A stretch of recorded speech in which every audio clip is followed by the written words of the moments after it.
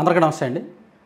2 రోజుల నుంచి కూడా H1B వీసాల విషయంలో భారతీయుల్లో ఒక రకమైన ఆందోళన నెలకొంది. భారతీయుల్లో కూడా పర్టికులర్గా తెలుగు రాష్ట్రాలలో అంటే మన ప్రాంతంలో ఎక్కువగా ఒక ఆందోళన. ఎందుకంటే అమెరికాకు ఉద్యోగం కోసం ఈ H1B వీసాల మీద వెళ్ళే వాళ్ళలో ప్రపంచవ్యాప్తంగా వెళ్ళే వాళ్ళలో 71% మంది భారతీయులే. అంటే సుమారుగా 3,60,000 మంది సంవత్సరానికి అమెరికాకి ఈ H1B వీసాల మీద వెళ్తే అంటే ఈ సంఖ్య మారుతూ ఉంటుంది, ఫిక్స్డ్ కాదు. అటు ఇటుగా ఒక 30,40,000 మారుతూ ఉండొచ్చు. సుమారుగా 2,80,000 మంది భారతీయులే ఉంటారు. ఆ 2,80,000 మందిలో కూడా 80,000 నుంచి 1,00,000 మంది ఆంధ్రప్రదేశ్ వాళ్ళే ఉంటారు. ప్రతి సంవత్సరం ఆంధ్రప్రదేశ్ నుంచి అమెరికాకు ఉద్యోగాల కోసం వెళ్ళే వాళ్ళ సంఖ్య ఇది. దేశంలో మరి ఏ రాష్ట్రాల వాళ్ళు ఇంతమంది వెళ్ళరు. ఆంధ్రప్రదేశ్, తెలంగాణ నుంచి ఎక్కువ మంది వెళ్తారు. ఆ తర్వాత కర్ణాటక, బెంగళూరు నుంచి అండ్ తమిళనాడు, చెన్నై నుంచి, గుజరాత్ నుంచి, న్యూఢిల్లీ నుంచి వెళ్తుంటారు.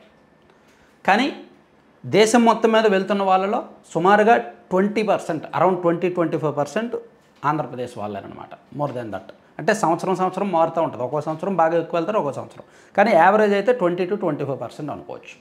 సో ఇప్పుడు ఈ H1B వీసాల మీద డొనాల్డ్ ట్రంప్ ప్రభుత్వం విధించిన కొత్త ఆంక్షలు టెన్షన్ పెడుతున్నాయి. అయితే అందులో ఒక చిన్న క్లారిటీ ఏమిటంటే, యాక్చువల్లీ కొత్తగా H1B వీసా కోసం దరఖాస్తు చేసుకునేవారు $1,00,000 అంటే సుమారుగా 88 లక్షలు ఫీజు చెల్లించాలి సంవత్సరానికి.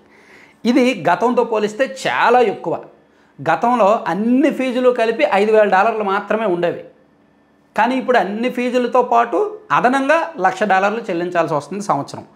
అయితే ఇది కేవలం ఫస్ట్ సంవత్సరం మాత్రమే చెల్లించాలి. ప్లస్ మొదటిసారి H1B వీసా దరఖాస్తు చేసుకున్న వారు మాత్రమే చెల్లించాలి. పాత వాళ్ళు అవసరం లేదు, రెన్యూవల్ చేసుకున్న వాళ్ళు కూడా అవసరం లేదంట. సో దీనికి సంబంధించి కొత్త వాళ్ళు అండ్ ఫస్ట్ టైం వెళ్తున్న వాళ్ళు మాత్రమే అనేది ఒక క్లారిటీ ఇచ్చారనమాట. అలాగే H1B వీసాలు కూడా ఇప్పుడు అందరికీ ఇవ్వట్ల, వేతనం ఆధారంగానే ఎంపిక చేస్తున్నారు. గతంలో లాటరీ ఆధారంగా ఎంపిక చేసేవాళ్ళు, ఇప్పుడు అలా కాదు. ఆ విధానాన్ని మార్చి కంపెనీలు ఇచ్చే వేతనం ఆధారంగా వీసాలు జారీ చేస్తున్నారు. దీనివల్ల అధిక వేతనాలు పొందే ఉన్నత స్థాయి నైపుణ్యాలు కలిగిన వాళ్ళు మాత్రమే వీసాలు పొందే అవకాశం ఉంటుంది.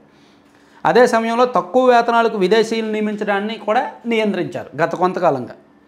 అలాగే H1B వీసా ఉన్నవారికి ఇది మరొక గుడ్ న్యూస్. అక్కడ ఉన్న వాళ్ళకి ఏంటంటే వీసా రెన్యూవల్ చేసుకునే అవకాశం, విదేశాలకు వెళ్లకుండా అమెరికాలోనే రెన్యూవల్ చేసేస్తారు. ఇలా అంటే ఈ విషయంలో ఒక గందరగోళం ఏంటంటే, ప్రతి సంవత్సరం 88 లక్షల ఫీజు కట్టాలేమో గవర్నమెంట్కి, అలా కట్టలేరు కదా అని. యాక్చువల్లీ ప్రతి సంవత్సరం అక్కర్లేదు, ఫస్ట్ సంవత్సరమే. అండ్ ఆల్రెడీ H1B వీసాల మీద అక్కడ ఉన్న వాళ్ళకి కాదు, కొత్తగా ఈ సంవత్సరం నుంచి తీసుకుంటున్న వాళ్ళకు మాత్రమే ఈ షరతు పెట్టారనమాట. ఈ షరతు పెట్టడానికి రకరకాల కారణాలు ఉన్నాయి. ఎందుకంటే H1B వీసాల మీద వెళ్తున్న వాళ్ళు భారతీయులు ఎక్కువ మంది ఉన్నారు కాబట్టి, సంవత్సరానికి సుమారుగా 2.5 లక్షలకు పైగా వెళ్తున్నారు కాబట్టి వీళ్ళ మీద ప్రభావం పడితే భారత ప్రభుత్వం వాళ్ళకు దిగొస్తుంది, అమెరికాకి దిగొస్తుంది, వాళ్ళతో చర్చలు జరుపుతుంది, దౌత్య సంబంధాలు మెరుగుపరుచుకుంటుంది, ఆర్థిక సంబంధాలు మెరుగుపరుచుకుంటుంది, రష్యాని మరింత ఒంటరి చేయొచ్చు, లేదా చైనాని మరింత ఒంటరి చేయొచ్చు అనే ఆలోచన డొనాల్డ్ ట్రంప్ ఆలోచన కావచ్చు. సుంకాల విషయంలో 50% సుంకాలు వేసినా భారత్ దిగిరాలేదు, చర్చలకు వెళ్ళలేదు, కాళ్ళ వేళ్ళ పడట్లేదు. సో ఇలా వేసినా దెబ్బకు దిగొస్తారేమన్న ఆలోచన కావచ్చు. అండ్ మరోవైపు భారతీయులకే ఎందుకు ఉద్యోగాలు ఇవ్వాలి, మన ఐటీ కంపెనీలు, మన టెక్ కంపెనీలు తక్కువ వేతనానికి వాళ్ళు రావడం ఏంటి, మన వాళ్ళకే స్థానికులకే ఉద్యోగ అవకాశాలు ఇస్తాయి కదా, విదేశాల నుంచి ఎవరు రాకపోతే ఇక్కడ వాళ్ళకే ఎక్కువ మందికి ఉద్యోగాలు దక్కుతాయి కదా అనే ఆలోచన కావచ్చు. ఇలా రకరకాల ఆలోచనలతో డొనాల్డ్ ట్రంప్ ప్రభుత్వం ఈ విధానాన్ని తీసుకొచ్చింది. అయితే ఇది చట్టపరంగా నిలబడుతుందా లేదా అనేది చూడాలి. ఈ ప్రక్రియలో ఇంకా సవాళ్ళు ఏంటి అనేది కూడా కాలం సమాధానం చెప్తుంది అనమాట. Thank you.